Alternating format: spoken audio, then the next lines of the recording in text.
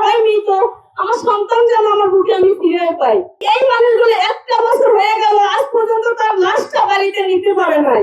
আমার ছেলেকে যে আশুলিয়া থানার সামনে লক ভ্যানে স্তূপ করে রেখে আগুন দিয়ে জ্বালিয়ে দিয়েছিল, এটা তো সারা বিশ্বকে একটা লড়া দিয়েছে। আমরা কিছুক্ষণ আগে জানতে পারলাম যে মিডিয়া ভাইদের সামনে সবার সামনে তিনি বলছে যে শহীদ পরিবার আবুল হোসেনের স্ত্রী, তাকেও আমার ছেলের সাথে একসাথে পুড়িয়ে দেওয়া হয়েছিল। আসলে সেই মৃত্যুটা কত নির্মম ছিল, যা সারা বিশ্বকে কাঁদিয়েছে।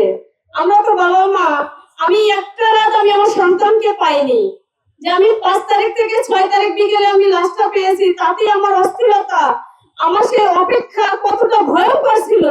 কিন্তু এই মানুষগুলো একটা বছর হয়ে গেল আজ পর্যন্ত তার লাশটা বাড়িতে নিতে পারে নাই।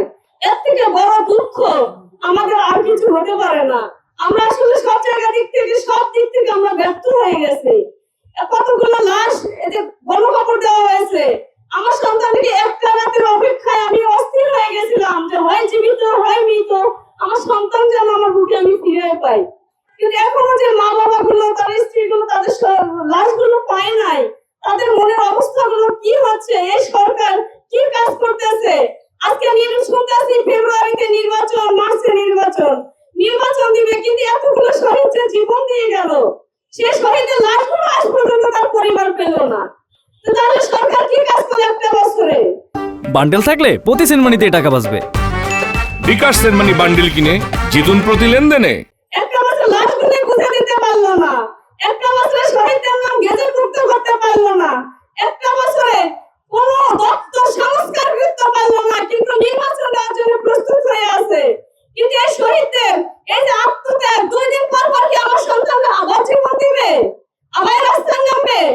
এই বাংলাদেশকে প্রতিষ্ঠিত করে সুন্দর একটা বাংলাদেশ গড়ে তুলে তারপর নির্বাচন দিলে আমরা শহীদ পরিবার আমরা খুশি হতাম। কিন্তু সরকার আমাদের দিকে নজর দিচ্ছে না, আমাদের শহীদদের দিকে নজর দিচ্ছে না। যাদের বিনিময়ে বাংলাদেশ নতুন করে পেল, তাদের সন্তানরা স্বীকৃতি পাচ্ছে না, তাদেরকে গেজেটভুক্ত করা হচ্ছে না। তাহলে কিসের নির্বাচন দিবে? নির্বাচন যদি দিবে ঠিক আছে, হয়তো তাদের যোগ্যতা নাই বিধায় নির্বাচন দিবে। তাদের যোগ্যতা যদি থাকতো তারা সবকিছু সংস্কার করতো, আমাদের লাশগুলো তাদের পরিবারে বুঝিয়ে দিত। তাদের যদি যোগ্যতা থাকতো সবকিছু সংস্কার হতো, সংস্কারের নামে তালবাহানা করতো না, বিচারের নামে তালবাহানা করতো না, আসামিকে জামিন দিয়ে দিত না। তাহলে এত কিছু তাদের যোগ্যতা নাই বিধায় তারা এত কিছু করেছে। তারা এই নির্বাচনের জন্য প্রস্তুত নিয়েছে যে আমরা তো পারতেছি না, আমাদের ছেড়েই যেতে হবে। তাহলে তারা সব দিক থেকে তারা ব্যর্থ। তাহলে তারা যদি এত কিছু করে, তাহলে আমাদের সন্তান জীবন দিয়ে তাদের চেয়ারগুলো বসিয়ে দিয়ে গেল, তাদেরকে খালি চেহারা দেখার জন্য অমুক প্রতিষ্ঠা হয়েছে, তমুক প্রতিষ্ঠা হয়েছে, ওর প্রতিষ্ঠার নাম করার জন্য কি আমাদের ছেলেরা